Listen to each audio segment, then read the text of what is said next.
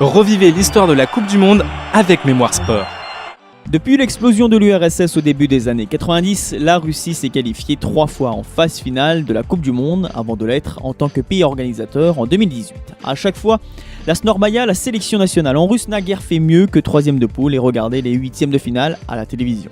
Alors pour voir des joueurs d'origine ou de nationalité russe briller lors d'un mondial, il faut pour cela remonter des décennies. L'Union soviétique engageait en effet les natifs de Russie au sein de son effectif, avec pour emblème dans les années 50-60 le surnommé araignée noire, c'est-à-dire Lev Yachine. L'unique gardien de but Ballon d'Or de l'histoire fut un des acteurs et témoins du grand URSS du foot de l'époque, vainqueur des Jeux Olympiques de Melbourne en 1956 et de l'Euro 60, premier du nom.